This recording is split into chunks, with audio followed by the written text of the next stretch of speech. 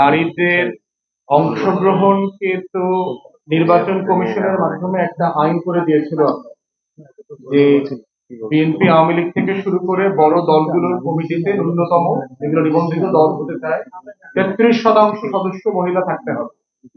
2008-এ বিধিমালা করবার পরে নির্বাচন কমিশন তো এটা মানে এনফোর্স করতে পারে নাই, এবং কোন রাজনৈতিক দল ধরে ছোটদের কথা বাদ বিএনপি আওয়ামী লীগ তাদের কমিটিতে এখনো এই পরিমাণ মহিলা নেতৃত্ব নিয়ে আসতে পারে নাই।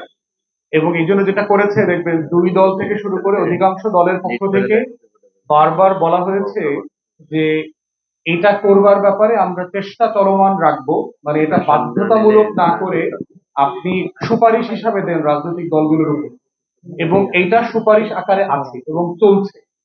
তো সেই জায়গাতে সংরক্ষিত মহিলা আসন যে 50 জন আছে ওইটা কিন্তু আমরা বাতিল করতে বলিনি, আমরা বলেছি ওটাকে বৃদ্ধি করা হোক, এবং সংরক্ষণটা শুধু মহিলাতে না নিয়ে সবাইকে নেওয়া হোক, সুশীল সমাজের সদস্য, বুদ্ধিজীবী, লেখক, সাংবাদিক সবাইকে আনা হোক। আমরা কাউকে এক্সক্লুড করতে বলছি না, আমরা বলছি যে আমাদের ধরেন প্রথমে যখন নারীদের সংসদীয় আসনে সংরক্ষণ করা হয় তখন কিন্তু 50 ছিল না, এটা শুধু 15-20 ছিল, এরপরে 25, 35, 40 এরকম করে বেড়েছে কয়েক দফা, বেড়ে এটা 50-এ এসছে। আমরা বোধ করছি যে একটা জিনিস বাড়ানোর প্রক্রিয়াতে হচ্ছে দুইটা জিনিস মাথায় রাখতে হবে। একটা হচ্ছে যে যে কারণে আমি এটাকে করবার জন্য চেষ্টা করেছিলাম আমার সেই লক্ষ্যটা অর্জিত হয়েছে কিনা, যে নারীর ক্ষমতায়ন, নারীকে পার্লামেন্টে আনা, যোগ্য মেধাবী মেয়েদেরকে পলিটিক্সে আসার ব্যাপারে উৎসাহিত করা, সেগুলো হয়েছে কিনা সেটা যেমন আমাকে রিভিউ করতে হবে, আমাকে এটাও দেখতে হবে যদি বৃদ্ধি করবার প্রয়োজন হয় কোন প্রসেসে আমরা বৃদ্ধি করব।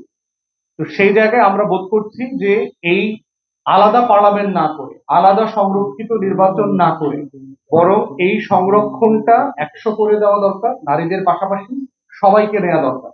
আমরা বোধ করছি বাংলাদেশের জনগণ আর্থসামাজিক শিক্ষা দীক্ষার বাস্তবতাতে আলাদা 100 মহিলার নির্বাচন, আলাদা দ্বিকক্ষ, এটা আমাদের জন্য খুব জটিল হয়ে যাবে। নির্বাচন কমিশন যখন এটা ইলেকশন কন্ডাক্ট করতে যাবে তখন এই জটিলতাটা বাড়বে। সেক্ষেত্রে আমরা বোধ করছি যে আমরা একটা গ্র্যাজুয়াল প্রসেসে এইদিকে যাই, যে আমরা সংরক্ষিত আসনটাকে যদি 100 করি, আমরা দেখি যে দ্বিকক্ষ বিশিষ্ট পার্লামেন্টের চেহারাটা কেমন হইতে পারে, সেইটা আমরা এখানে পার্লামেন্ট থেকে অ্যাসেস করতে পারবো।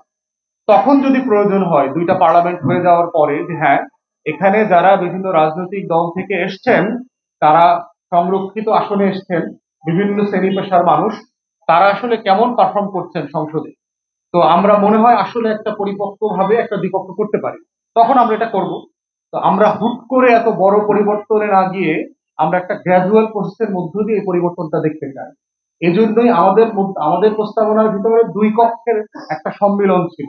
এটা জটিল, কারণ আমরা যারা ইংল্যান্ডে পড়াশোনা করেছি, দ্বিকক্ষে পার্লামেন্টে আইন পাশের যে প্রসেস, এটা এত জটিল, এটা আপনাদেরকে আরেকদিন প্রেস কনফারেন্স করে আমাকে প্রয়োজনে বুঝাই দিব।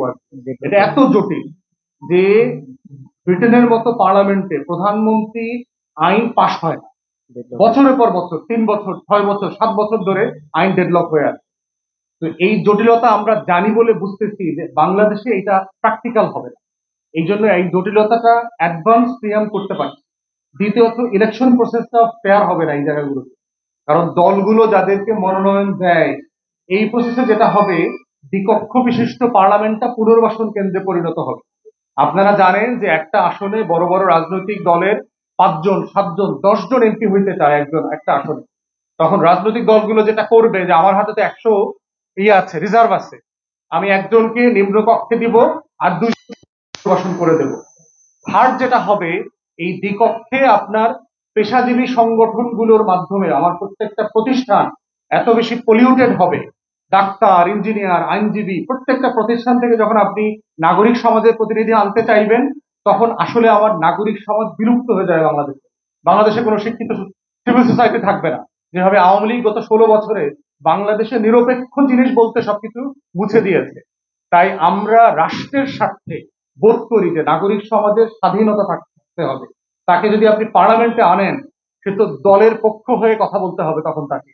তো এই বিবেচনাগুলো করে আমরা বোধ করছি যে এইটা রাষ্ট্রের জন্য দীর্ঘমেয়াদে কল্যাণকর হবে না, বরং আপনি যেটা বলছেন যে আমরা সবাইকে নিয়ে পার্লামেন্ট করা দরকার, সেটার জন্য আমরা বলছি যে আমাদের তো সংরক্ষিত আসনের আইন আছে, এটা 50 থেকে আমরা 100 করি।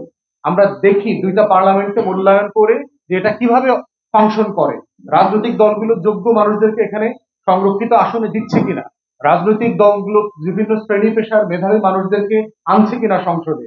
তখন আপনি বুঝবেন যে 100 জনকে যদি আমরা ভালোভাবে আনতে পারি তাহলে দ্বিপক্ষ আলাদাই করে ফেলবো পরে, তখন এই 100 জনকে নিয়ে আপনি আলাদা পার্লামেন্ট করে ফেলতে পারবেন।